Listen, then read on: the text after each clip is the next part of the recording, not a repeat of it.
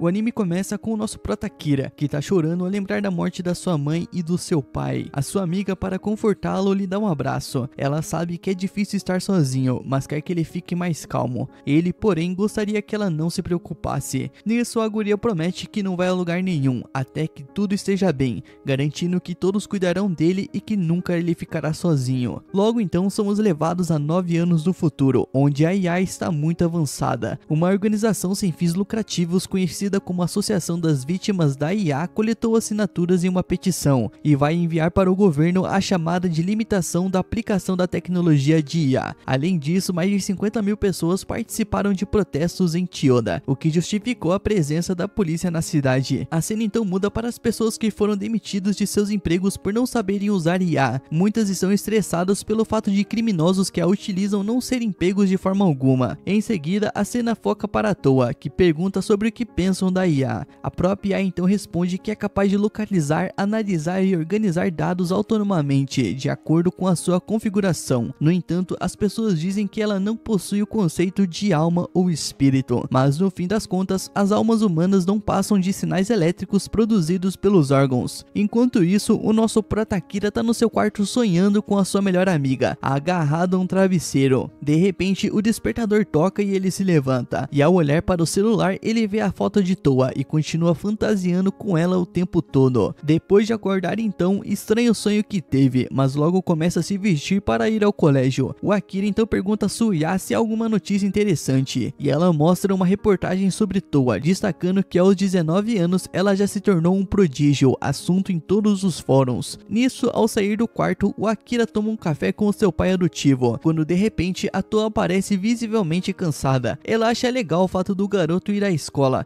mas o Akira comenta que ela também deveria frequentar como qualquer pessoa normal. A Toa, no entanto, não vê sentido em aprender algo que ela já domina. Pra essa guria aí, pular as séries e se formar cedo é a escolha lógica. A narrativa então explica que já fazem mais de 10 anos desde que o Akira foi acolhido, e a Toa acredita que seria bom preparar uma surpresa para confortá-lo. Logo conhecemos mais sobre ela, um gênio mundialmente reconhecido como uma singularidade de uma mulher só. Com apenas 18 anos já possui vários doutorados, administra uma empresa e atua como consultora de pesquisas. Em quase todas as tecnologias atuais, a Toa teve um papel importante. O Akira, por sua vez, sabe que para ser digno dela, ele precisa deixar de ser apenas família e se tornar namorado, mas se pergunta como ele vai conseguir isso. Nisso, relembramos o passado do nosso prota. Aos 7 anos, ele perdeu os pais em um acidente. Como eles estavam afastados de suas famílias, o garoto ficou completamente sozinho. Foi então que o grande amigo do seu pai, Kazuya Omagi, o acolheu. Graças a Kazuya e a Toa, o Akira foi salvo e encontrou uma nova família. Mesmo assim, ele não quer ser visto para sempre como um irmãozinho. A cena então corta para Toa, que está prestes a construir a maior ponte do mundo, graças à IA que desenvolveu. Após uma reunião, ela decide escolher um presente pro Akira, mas não sabe o que vai comprar. Ao ver as fotos dele, percebe o quanto o garoto amadureceu e desliga a IA para refletir. Nesse momento, o nosso prota aparece. Ele oferece o jantar e ela acha que a comida está deliciosa. Ao se sentarem, a Toa pergunta se ele gostaria de algo em especial, mas o Akira responde que dessa vez é a vez dele de cozinhar. Nisso, ele diz ter uma receita que está ansioso para testar. A Toa então gostaria de preparar algo para ele, mas o garoto não permite, deixando-a levemente decepcionada. Enquanto conversam no sofá, uma notícia ruim surge sobre a empreitada dos androides. Diversos países e grupos interessados pedem a interrupção do desenvolvimento. Na televisão, um padre afirma que não permitirá a criação de androides, os considerando uma ameaça intolerável. Para ele, androides equipados com IA altamente avançada, nos quais a mente e o corpo coexistem, são perigosamente semelhantes aos humanos. A Toa sente que algo estranho está acontecendo, e o seu pai já desconfiava de conspirações dos bastidores. Ela se pergunta o que pode fazer, ciente de que se conseguirem algo tão drástico, o seu trabalho será duramente afetado. Nisso, o pai alerta, dizendo que no pior dos casos, a sua pesquisa será engavetada. O Akira torce para que isso não aconteça. Para a Toa, os androides são invenções que trazem alegria a muitas pessoas, e ela não entende o motivo da rejeição. O seu pai então pede calma e promete contratar analistas e funcionários para investigar. O nosso prota sabe que nesse momento ele não pode ajudar diretamente, então no quarto ele pergunta a sua IA a probabilidade de cancelarem o projeto de Toa, e a resposta é 82%, o que levaria 5 anos para ser feito poderá ser concluído em 20. Logo, o pai de Toa aparece e pede que o Akira mantenha ela calma e seja o apoio em que ela possa confiar. O Akira então decide estudar todos os dias, mesmo sabendo que as suas chances são mínimas. O seu objetivo é manter o ânimo de Toa, tentando diferentes formas de incentivá-la. Mais tarde, o pai explica que as chances de reverter a situação são mínimas, pois as empresas rivais também votaram contra,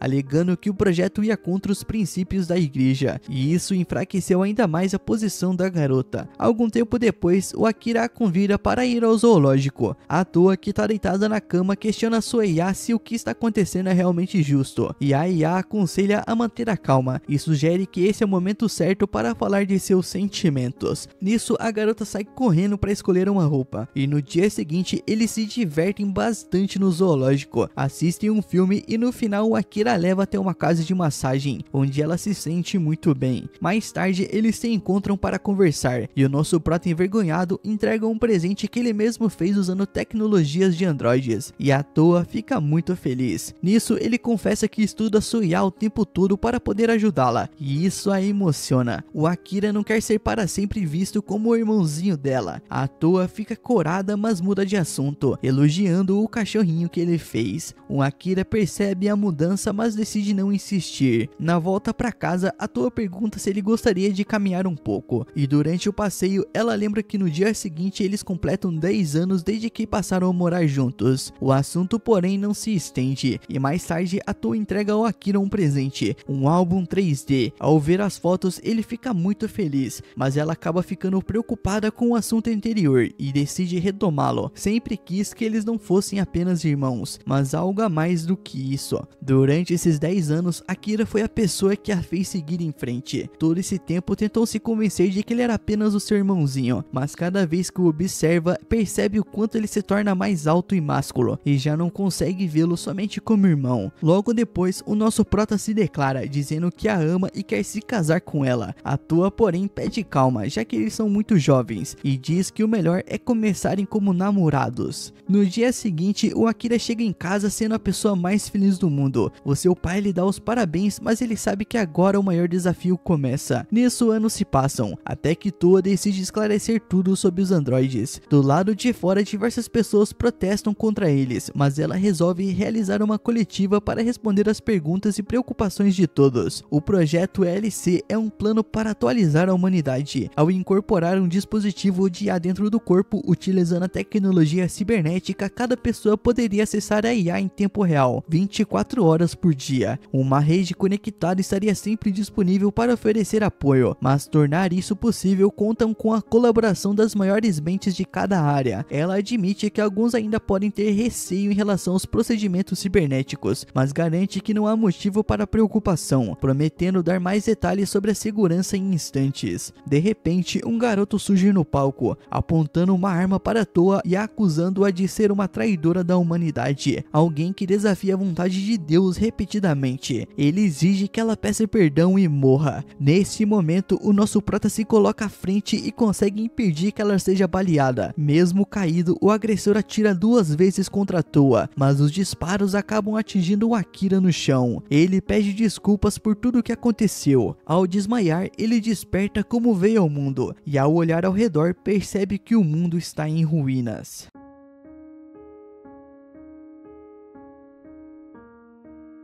Enquanto uma garota encapuzada observa o Akira de longe, o garoto começou a pensar que tudo aquilo não passava de um sonho. Mas quando uma pedra caiu do nada e acertou a sua cabeça, ele percebeu que a situação era bem mais real do que gostaria. No meio dessa confusão, apareceu um homem acompanhado da filha. Eles falavam uma língua estranha e usavam roupas que Akira nunca tinha visto na vida. O mais esquisito era que pareciam felizes em vê-lo. Logo depois disso, o Akira desmaiou. O homem o levou direto para uma carroça puxada por bois, e mais tarde o garoto recobrou os sentidos. Ainda meio desnorteado, ele agradeceu pela ajuda, mas insistiu que devia haver algum engano, já que seu nome era Kiriimi, não Yagami. O motorista, porém, o chamou de Lord Akira e se apresentou como Ea, chefe da vila que ficava logo adiante. A garotinha era sua filha. Curioso, o Akira perguntou quem era esse tal de sábio. O Ea explicou que se tratava de uma divindade venerada pelo povo, consagrada justamente naquelas ruínas, e que concedia conhecimento infinito aos seus seguidores. Segundo ele, Akira estava adormecida ali desde muito antes do seu próprio nascimento, e a vila tinha a missão de proteger o local sagrado. Wei admitiu que nunca pensou que o sábio fosse acordar de novo. Olhando em volta para a destruição, o Akira se perguntou se aquela cidade tinha passado por uma guerra. De repente, flashes de memória surgiram em sua mente. Ele se lembrou de Tuasa, mas ainda estava longe de entender o que realmente tinha acontecido. Wei então comentou que logo chegariam à vila de Hakodate, um nome que soou familiar para o Akira. Pouco tempo depois, Wei surpreendeu a esposa ao chegar em casa com ninguém menos que o grande sábio em carne e osso. Quando o Akira acordou novamente, a mulher anunciou animada que a casa deles poderia ser a sua morada temporária. Mais tarde, durante uma refeição com a família e alguns convidados, o garoto contou sobre as tecnologias avançadas da sua época, que ele chamou de Era Comum, de muito tempo atrás. O casal mal conseguia acreditar que a civilização já tinha chegado tão longe. Então o Akira perguntou quanto tempo tinha ficado dormindo. Wei admitiu que não fazia ideia. Como simples aldeões, não tinham acesso a registros históricos. Alguns homens comentaram que ter o sábio por perto era como possuir uma relíquia e que precisavam avisar Olê, um instituto que governava o mundo. Assustado, o Akira perguntou o que tinha acontecido com o seu país, o Japão. Wei estranhou o nome, dizendo que era assim que o sábio chamava aquela região antigamente, mas explicou que a Oli havia dissolvido todos os governos nacionais. Agora não existiam mais países, apenas a paz mundial permanente. Impacientes, os homens insistiram que Wei notificasse imediatamente o retorno do sábio, caso contrário, a vila inteira correria perigo.